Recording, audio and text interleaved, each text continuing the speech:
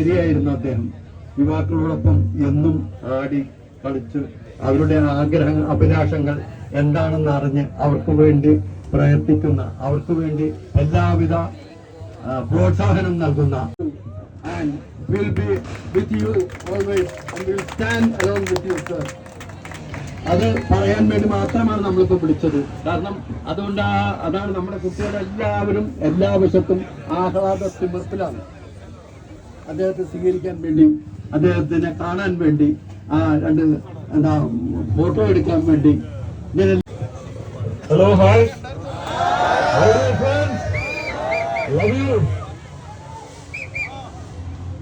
ഇവിടെ കാണാൻ സാധിച്ചതിൽ അതിയായ സന്തോഷം. ഞാൻ മുമ്പ് വന്നിട്ടുണ്ട് 2 പ്രാവശ്യം, 3ാമത്തെ പ്രാവശ്യം വരുന്നത്. ലാസ്റ്റ് എനിക്ക് ഒരു 4 വർഷം മുമ്പായിരിക്കും വന്ന്. അന്നത്തെ അറിയലൊന്നുണ്ടോ? അതൊന്നും ഒക്കെ പാസ് ഔട്ടായിരിക്കും പോയി. പുതിയ ബാച്ചുകളാണ്. അന്ന് ഇവിടെ വന്ന് ഡാൻസും പാട്ടും പരിപാടികളൊക്കെ ഉണ്ടായിരുന്നു, അടിപൊളിയായിരുന്നു. പിന്നെ ഇത് ഞാൻ ജയിലിൽ നിന്ന് ഇറങ്ങിയിട്ട് ഒരുപാട് ഇനാഗ്രേഷൻസും കടകളൊക്കെ ചെയ്തിരുന്നു. പക്ഷേ ഒരു കോളേജ് വശത്ത് ജയിലിൽ ഇറങ്ങിയതിനു ശേഷം ആദ്യമാണ്.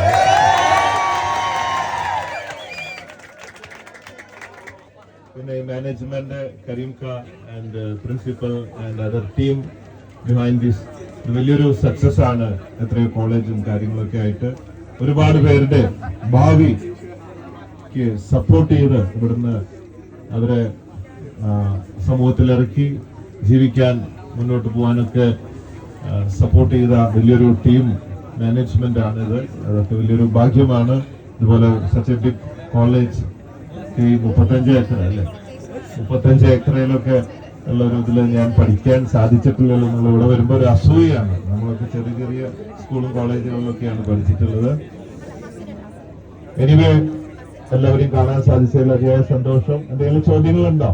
പ്രത്യേകിച്ച് പലയിടത്തും ചെല്ലുമ്പോ, ജയിലിൽ നിന്ന് ഇറങ്ങി വരുമ്പോ ഈ ജയിലിൽ പോവാത്തവർക്കൊക്കെ ഒരു എക്സൈറ്റ്മെന്റും ചോദ്യങ്ങളൊക്കെ, എങ്ങനെയാണ്, എന്താണ് പരിപാടി എന്നൊക്കെ.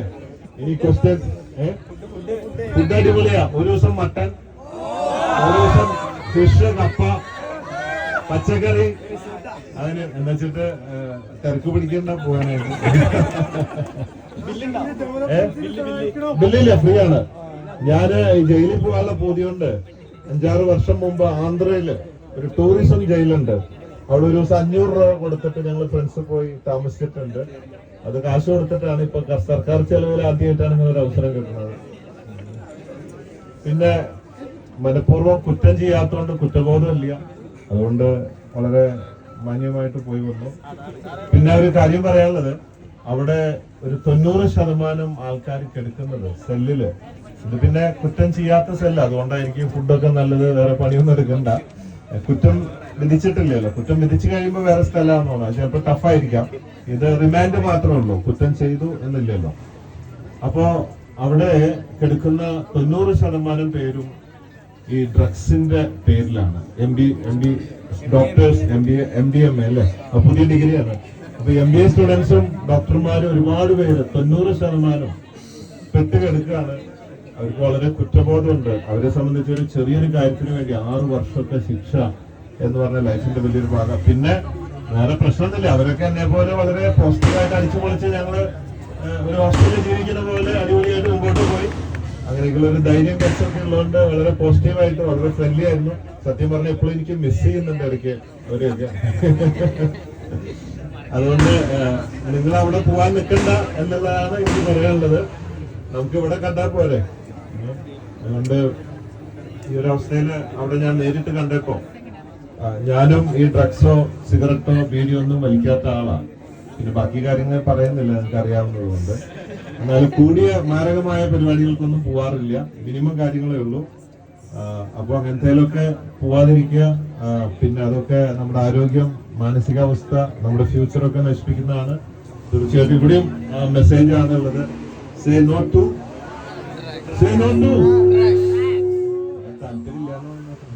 ഡ്രഗ്സ്.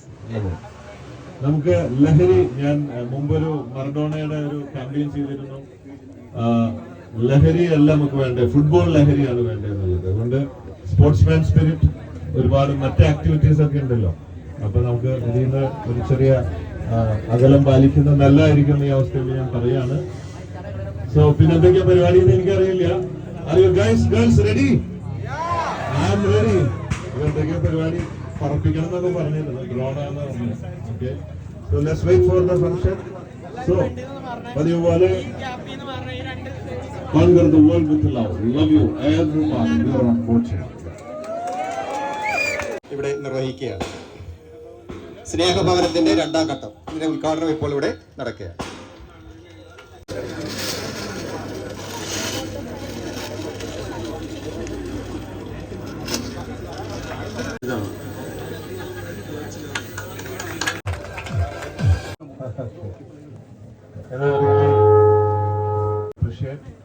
ഒരു വീട് ഓൾറെഡി നൽകി കഴിഞ്ഞു എന്ന് പറയുന്നു. ഇത് രണ്ടാമത്തെ വീടിനുള്ള പരിപാടിയാണ്. അതും അടിപൊളി വീട്. എന്റെ നിലയൊക്കെയാണോ? തീർച്ചയായിട്ടും പല കോളേജുകളിൽ ഞാൻ പോയിട്ടുണ്ട്. 100 കണക്കിന് കോളേജുകളിൽ പലയിടത്തും അവരുടെ കച്ചവടം അല്ലെങ്കിൽ അത് മാത്രമാണ്. പക്ഷെ ഇവിടെ അങ്ങനെയല്ല. ഒരു റിയൽ ചാരിറ്റി സർവീസിന്റെ ഒരുപാട് കാര്യങ്ങൾ കാണുന്നുണ്ട്. മുമ്പും ഞാൻ വന്നപ്പോൾ പല പല പ്രവർത്തനങ്ങളൊക്കെ ഈ കോളേജ് ചെയ്തിട്ടുണ്ട്. സമൂഹത്തിന് വേണ്ടുന്ന ഒരുപാട് നല്ല കാര്യങ്ങൾ ചെയ്തിട്ടുണ്ട്. അപ്പോൾ ഇത് വലിയ നല്ലൊരു കാര്യമാണ്. തീർച്ചയായിട്ടും നമ്മുടെ സൈഡിൽ നിന്നും മോച്ച ഫാൻസ് ചാരിറ്റബിൾ ട്രസ്റ്റിലൂടെ പറ്റാവുന്ന കാര്യങ്ങളൊക്കെ ചെയ്യാൻ പറയുന്നതായിരിക്കും. എല്ലാവരും ഇതിന് സപ്പോർട്ട് ചെയ്യുക. വീടില്ലാത്തവർക്കാണ് അതിന്റെ വിഷമം അറിയുക. അതുകൊണ്ട് നമുക്കൊക്കെ വീടുള്ളവർക്ക് അതിന്റെ ഇത് മനസ്സിലാവില്ല. പല തുള്ളി പെരുവെള്ളം എന്ന് പറഞ്ഞാൽ എല്ലാവരും ഒന്ന് കൈവച്ചു കൊടുത്താൽ ഈസി ആയിട്ട് സംഭവം നടത്തും.